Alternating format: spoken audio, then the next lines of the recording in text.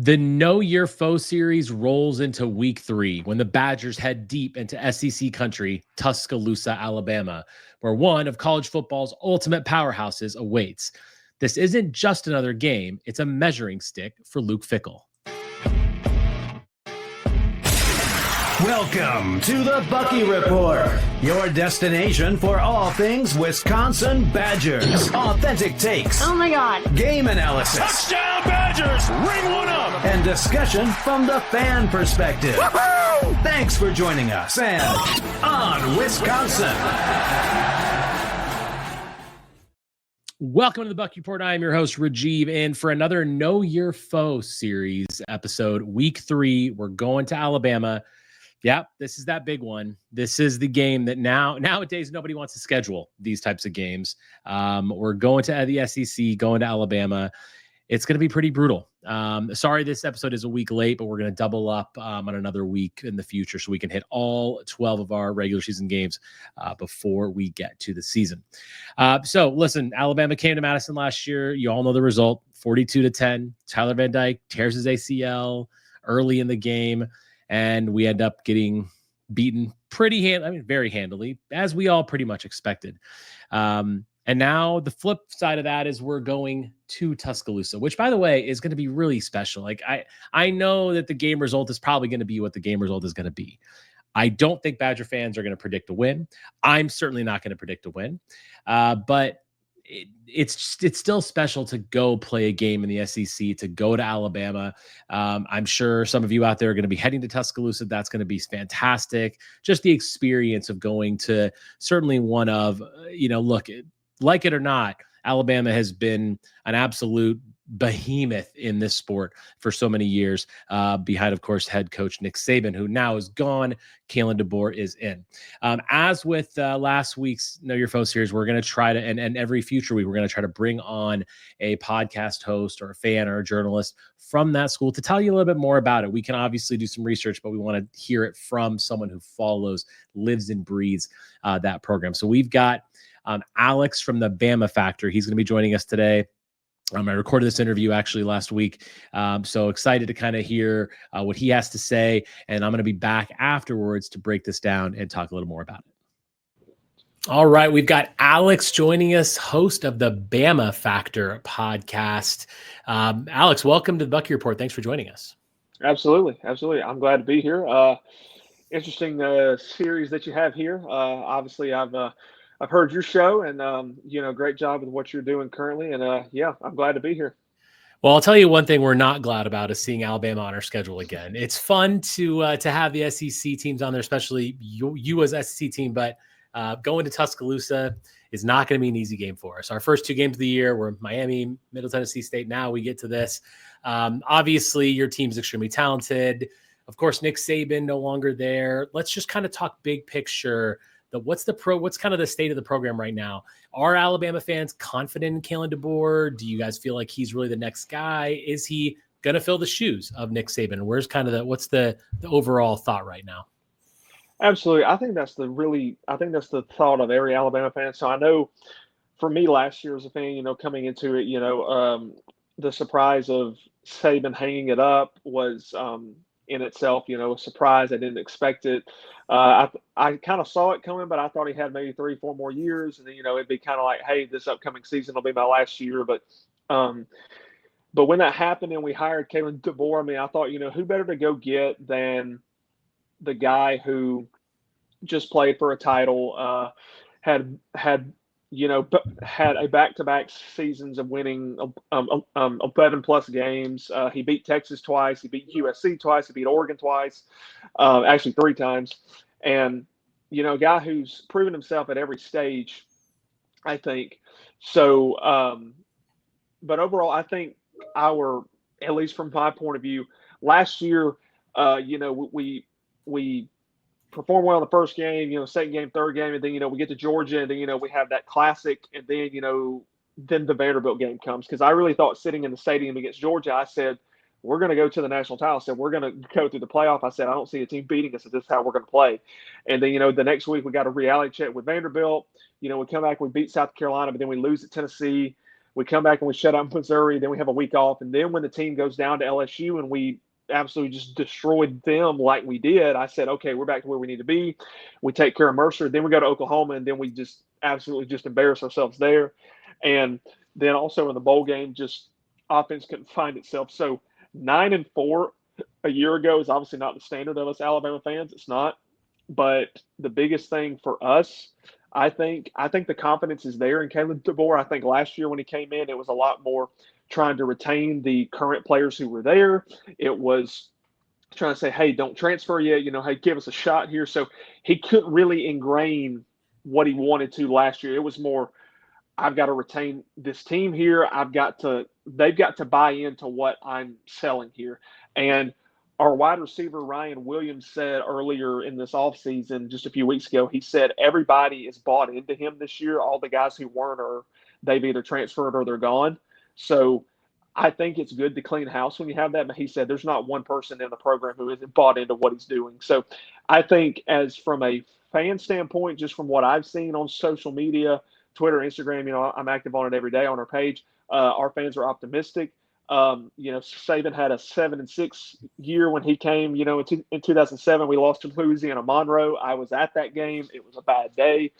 We lost to Mississippi State, almost lost to Ole Miss. So it was, the first year I will say, I expected something like this. Now I didn't expect to lose to Vanderbilt, but yeah, so it's overall, I think the confidence is there. I think this is going to be a better year. I think he's got the guys who he wants to have, he needs to have. I think they're bought into the system.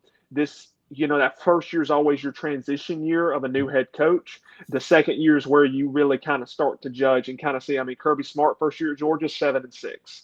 Next year, had him playing for the national title. So this is where you make your biggest jump, is from year 1 to year 2. So personally, I have confidence in him, and I think our fan base does too. Now, if it comes down to it, he loses 3 or 4 games again this year, I think the confidence starts to wane a bit, and that's when we can start asking questions. But for now, I think the confidence is high.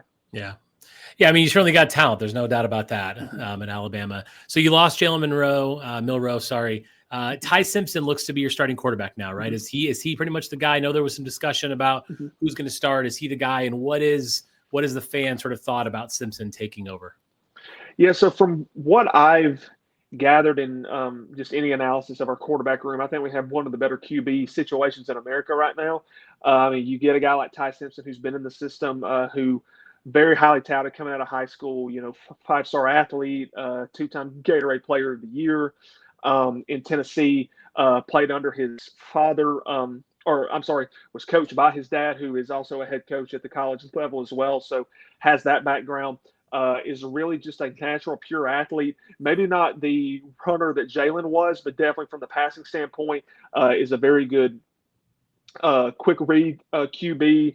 Also, something that's underrated about him, I think, is his speed and his ability to escape as well. But I think he's just a guy who can command that offense. He's a guy who can control it. And then you got a guy like Austin Mack, who came from Washington, actually, but 6'6", 245 pounds, a guy who only played 3 years of high school ball because he reclassified, threw for over 12,000 yards. He won 2 state titles in California, 6'6", so he's got height. Just a natural arm talent as well. And then we get the overall number 2 player in the country with Keelan Russell coming out of Duncanville High School. Obviously won a couple state titles there, only threw 3 interceptions a year ago to 49 touchdowns, just a pure talent. Our coaching staff has said he's probably one of the best talents they've seen in 20 years. So, but as far as who QB1 is, I do think it is Ty right now, just simply because I think, one, he's been there for, this is going on his 4th year. He's ingrained in the system. I think he is DeBoer's system quarterback. I think he's that guy who can stretch the field. He's that guy who will kind of be like a Mac Jones, but even be a little bit more athletic than Mac was. And I think Keelan needs that year to set behind a guy who's a little more experienced. I think Keelan has all the talent in the world. I think Keelan's probably the most talented in the room. And I think Austin, you can't shug on him either. I think this competition will go even further into camp as we get closer to it. But as of right now, I do think Ty's the guy. I think, Saban always said the QB's got to he's got to take the bull by the horns, and he's got to win the whole team, not just the offense. He's got to win the whole team. Like the guys on the defense have got to believe, hey, if we go out there and we get a stop, this guy's going to lead our whole offense down the field. Like they're going to score. So overall, for me personally, I'm excited about Ty. I think we had, a good. Obviously, Austin's a good situation. Keelan is too, so I'm not worried if something happens to Ty. But overall, I think Ty will be the guy until he proves that he can't be. I don't think it's a quarterback by obligation this year. I love Jalen Milroe. He did a lot of good things for us. But I think last year, just simply because Saban retired, based on what happened the previous year of him getting benched, us almost losing to South Florida, and then you gave him the job for the rest of the year. He led us to the playoff. I think you couldn't come in last year as a brand new head coach and say, okay, the guy who started for the last year and led them to this, I'm going to bench you. And because I think if he would have done that, I think he would have lost the whole team last year, and it could have resulted in 5 or potentially 6 losses on the season. So I think this year with Ty, I think Ty's got a good head on his shoulders. He's athletic. I think he's ready for the challenge. I think that's why he stayed. I think he could have gone anywhere else. But I think overall, I think Ty is the guy. Obviously, your defense is definitely going to be strong. Your offense, Ryan Williams scares pretty much everyone in the country. I think he's by far the best receiver out there. If there is a weakness of this team, an area that the Badgers or anyone else in the SEC that's going to get to Alabama, what is that weakness? What do you think is the weak point of your team? So as of right now, it's just simply, I would just say, and I've actually thought all offseason about this because I do on my show, I try to address our strengths at the beginning of the year and what I think the weaknesses are going to be. So obviously, offensive line, good coming back.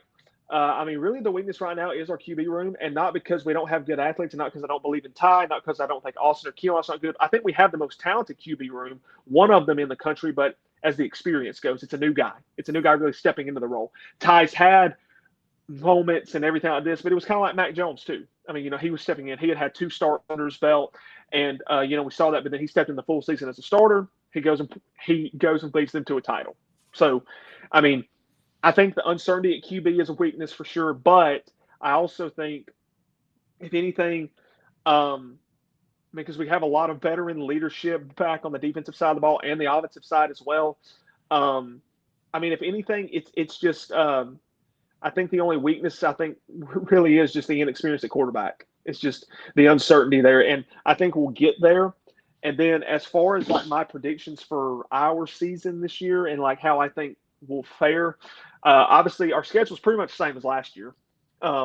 It's almost identical except for we start with Florida State, then we have Louisiana Monroe. Those are different. And Eastern Illinois is different, but everybody else is the same. We have Wisconsin, and then we have a week off. Then we have Georgia. Then we have Vanderbilt. We have South Carolina. We have Missouri, Tennessee, LSU, Oklahoma, and Auburn. So we have pretty much everybody except for the 3 non-conference games, or actually 3 of the 4 are just the different ones. But I definitely see, starting the year off at Florida State. Florida State's coming off a 2-10 year, so they're ready to try to get that first win and really, I think, save the job of their head coach probably. And that's going to set the tone for their season. Obviously, we have Wisconsin coming to Tuscaloosa week 3, so it's 2 weeks before Georgia. We have to go to Georgia. It's at night, so that's always going to be tough. We go to Missouri, a game where I think is a very big potential trap game for us is going to South Carolina on October 25th. South Carolina returns a lot of good talent. They return their quarterback in Lenore Sellers. They have a lot of their receivers back. They have a pretty good chunk of their defense back. And, it's in Columbia. It's a mid-October game. It's the week after the 3rd Saturday in October. So we're already going to probably be coming off a hard-fought game against Tennessee in Tuscaloosa. And, so that could be a potential trap. We go to Auburn. As an Alabama fan, I never put anything past Auburn and Jordan Hare ever. There's some type of crazy voodoo magic that happens every time we're down there. So, or it's close when it's not supposed to be. But, but we've got a couple of revenge games on tap. We got Vanderbilt, Tennessee, and Oklahoma this year. But overall, I do see us making the playoff for just a collapse. I think we definitely have the talent to do it. I think we have, we're obviously in the good place to do it. So, but overall, I'm really excited about the season. This will actually be my first time because we have season tickets. It's actually be my first time seeing Alabama play Wisconsin in person. So I've seen them play obviously twice, last year and then back in 2015 as well. Um, and I did think it was kind of cool last year, us going to Wisconsin. I kind of thought that was neat. And um, I thought it was interesting because I said, hey, they do the jump around in the fourth quarter. And I thought it was kind of neat seeing all of our players really participate in it. And I said, that's how you know you're up a lot. Yeah, yeah. When we obviously our quarterback went down in the first quarter with the torn ACL, which was a killer for us in that game. But we weren't going to win that game anyway. Yeah, and it was very and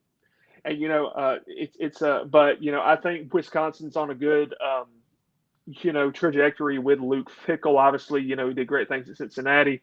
Like Kalen DeBoer, I think is this Luke's second or third season? This is his third year.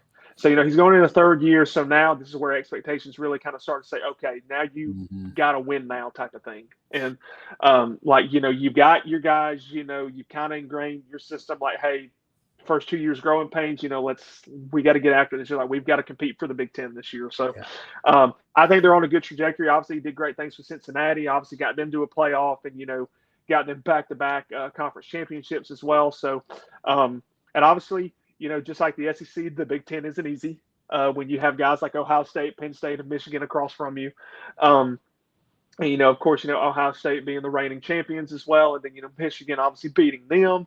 Then you've got guys like Penn State coming back, who went to the playoff last year as well. So when you have those guys on schedule, it's not easy. But, that only makes you stronger. But, potentially, I think Wisconsin can shock a lot of people this year. Honestly, in my opinion, I think they got some good guys coming back and some really good depth pieces coming back. So I'll be excited to see what the third week in Tuscaloosa brings, because obviously it's not just going to be a cakewalk. They're still a Power 4 opponent. They're still a Big Ten opponent. So, yeah, we'll see. And it's a 11 o'clock kickoff again. I'm not thrilled about that. So, I know. I really don't understand why they keep doing that to us. But, yeah, we're obviously hoping we can make some noise in Tuscaloosa. Not something we expect to do, but we'll see what happens. Alex, thank you so much for joining us. Tell us tell the fans where they can find your work. Yes, so you can find me on Instagram at the.bama.factor. On Instagram, you can find me at the Bama Factor, the same spelling and everything, on YouTube as well. Also on TikTok. But I'm extremely active on Instagram. I'm constantly posting graphics, updates, news, commits, recruits, especially when the season comes around. It's all the stuff about game days. Our shows are recorded on Wednesday. They go live on Thursdays on Spotify, Amazon Prime, YouTube, iHeartRadio, and any other streaming platform that you have. Also, do Instagram live interviews from time to time, but pretty active on Instagram. That's my main platform that people can find me on if they want to reach out, any collab opportunities, any partnership opportunities, or you just want to talk ball. I'm always available. All right. Excellent. Thanks so much for joining us. Thanks for all the good information, Alex. Take care. Thanks. All right. Thank you again to Alex from the Bama Factor. That was really interesting stuff. And I'm going to kind of talk about some of the things that he touched on. First and foremost, though, look, Jalen Milroe is no longer there, but as typical with Alabama, they're just going to keep regenerating. And Ty Simpson looks like he is going to be the guy. It was interesting that Alex said that, he felt comfortable with Alabama Rue, but also it was kind of one of their weaknesses. That obviously says they don't really have a lot of weaknesses, which is the biggest problem that we see here. Look, it's going to be nearly impossible for the Badgers to win. They returned a lot of starters on defense. They've reloaded at any position that they needed to. They got, Saab, the cornerback, the defensive back from Michigan. They've clearly got a very loaded quarterback room, although inexperienced, as Alex mentioned.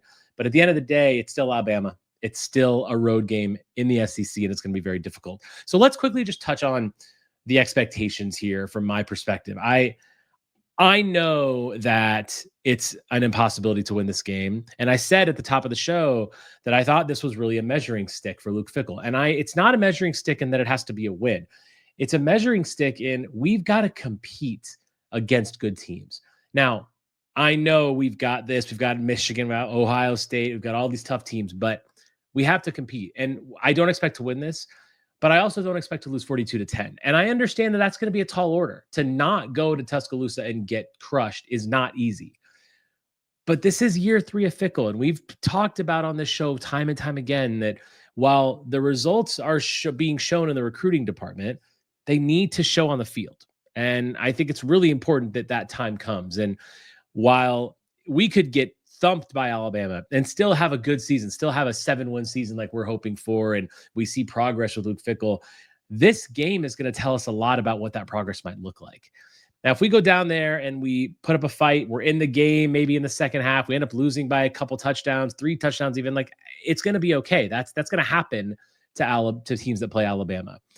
But we're going to know very early on if we don't see fight. Remember, the previous 2 weeks are against Miami and Middle Tennessee State. At both games, we need to win handily and show that we're a dominant team against teams of that caliber. This is going to be that game that shows, all right, how can we actually do against real talent? Can we compete, or is it going to be just another drubbing against Alabama? And then all of a sudden you go into kind of that bye week. And actually, no, you have Maryland the following week. And then you go into the start of the Big Ten season, and you're just wondering, what are we really going to get? Billy Edwards, I mean, how can he fare against his first true test of the year when you play Miami, Middle Tennessee State, and then you're going to instantly one of college football's ultimate places? That's a big jump. And there's going to be a lot of pressure on Billy Edwards, right? I mean, we've talked about our offensive line. We know our offensive line is going to be a bit in question with Kevin Haywood's injury this year. But at the end of the day, they've got to hold up, and they've got to do something to keep Billy Edwards upright and let him do what he can do. We're going to know a lot. At the end of the Alabama game, we're going to see what Billy Edwards can be against a great team. Not saying he's going to win, but can he put up a fight? Can this defense find any kind of way to put a bracket around and stop Ryan Williams? Or is Ryan Williams just going to be the one that beats you, and then you've got to kind of stop everybody else?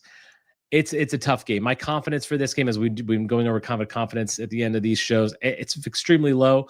I think this is a 10% type of a game to win. And frankly, that's a little high, to be honest. That's just me being a bit of a wishful thinking fan.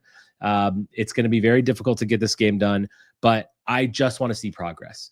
That was what this game is all about, you know. And if you listen to the interview I just did with Alex, like, they're loaded at every position. There's no question about that. But how can we do if we compete well? And if we lose by a couple touchdowns, but we know we played a good game, then what does that do for the season? You look at Maryland, you look at that bye week, and then you look at the daunting schedule after that. You think, well, I mean, we're 3-1 after we played Maryland. Now maybe things can kind of look up a little bit, and we can possibly take a step in the right direction. And maybe this season ends up being better than we even hoped, which would be fantastic. We'll be back again this weekend, of course, for our regular show. And then next week, we'll preview the Maryland game, the kickoff to the Big Ten season. And like I said, we're going to double up at some point throughout the summer to preview all these games. Thank you again to Alex from the Bama Factor. If you are a Bama fan, go check out what he does. Does a lot of stuff on Instagram, TikTok, all those places. But go check it out. We will see you this weekend. And as always, on Wisconsin. Thank you for listening.